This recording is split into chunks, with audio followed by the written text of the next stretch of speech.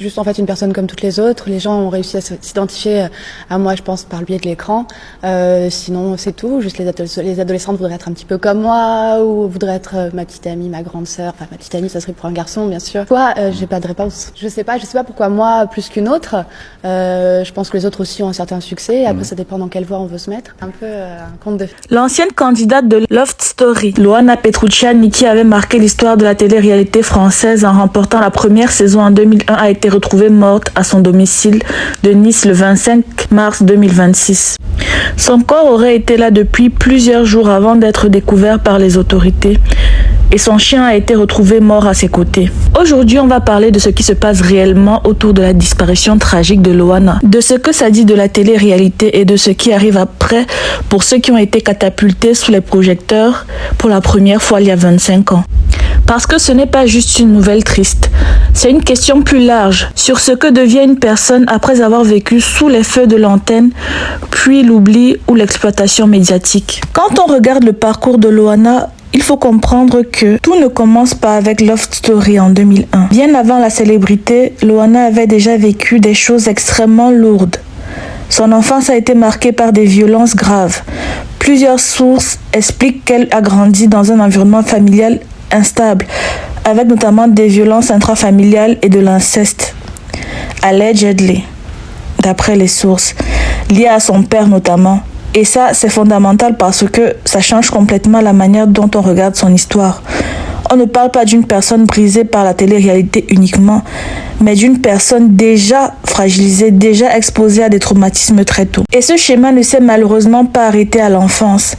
À l'âge adulte, Loana a aussi été victime de violences conjugales. Elle a notamment accusé un ancien compagnon de l'avoir violemment battue pendant plusieurs heures, avec des photos de son corps diffusées à l'époque. D'autres analyses parlent même d'un parcours marqué par un enchaînement de violences, allant de l'enfance jusqu'à sa vie d'adulte. Et c'est là qu'on arrive à quelque chose de beaucoup plus large.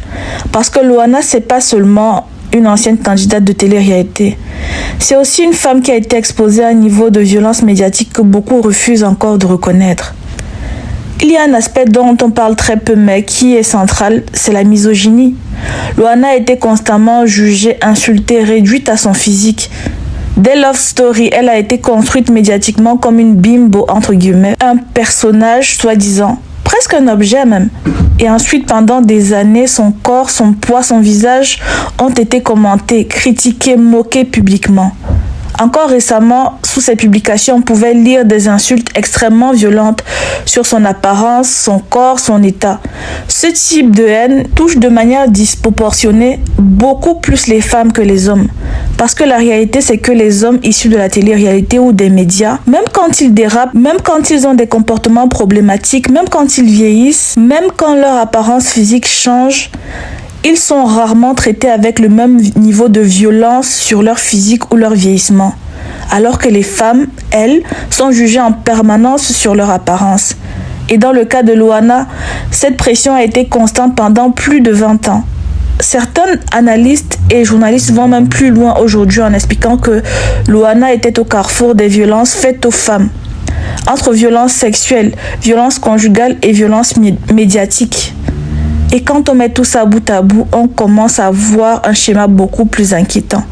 Une enfance exposée à l'inceste, une femme victime de violences conjugales, une personnalité médiatique transformée en produit, puis exposée à la haine publique. Vous étonnez-vous vraiment de la suite? Les hommages affluent, des proches se souviennent d'elle avec tendresse.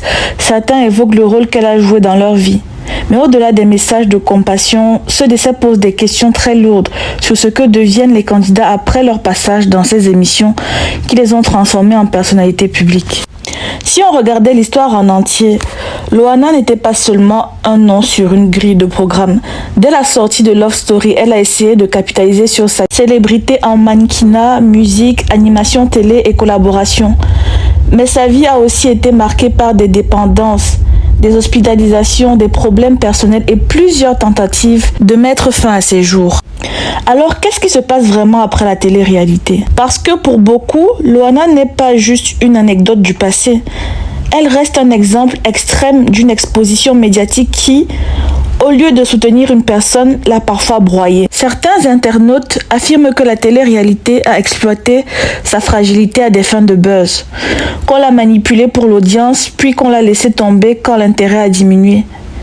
Les plateformes et émissions continuent de rediffuser ou de commenter sa vie privée sans forcément respecter sa dignité, même après son décès. Petit disclaimer avant de continuer la vidéo, tout ce que je dis ici est basé sur ce qui circule publiquement et reste à prendre au conditionnel, allegedly. Mais ce qui ressort quand on considère la trajectoire de Loana, c'est une trajectoire extrêmement chaotique après la télé-réalité. Montée fulgurante à la notoriété, exploitation médiatique, puis exposition continue de ses difficultés personnelles sans toujours de soutien réel.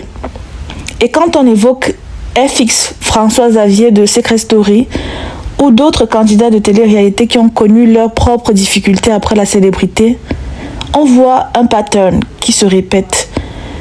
Une fois que le candidat sort de l'émission, la manière dont il est traité par le public et les médias peut parfois empirer sa situation plutôt que de la stabiliser. La télé-réalité promet souvent une chance immédiate de célébrité, mais à quel prix?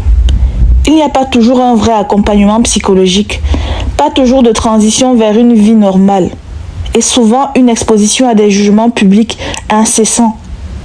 Cette mort tragique réveille donc une problématique que beaucoup n'avaient peut-être pas voulu regarder en face depuis longtemps. C'est celle de la manière dont le système de la télé-réalité jette sous les projecteurs des personnes qui n'ont pas été préparées à supporter le poids de cette notoriété. Et surtout, que devient une vie quand les caméras ne sont plus là pour la capturer? À vous maintenant. Dites-moi en commentaire, est-ce que vous pensez que la télé-réalité est un tremplin qui aide vraiment ou est-ce une machine qui broie ce qu'elle révèle?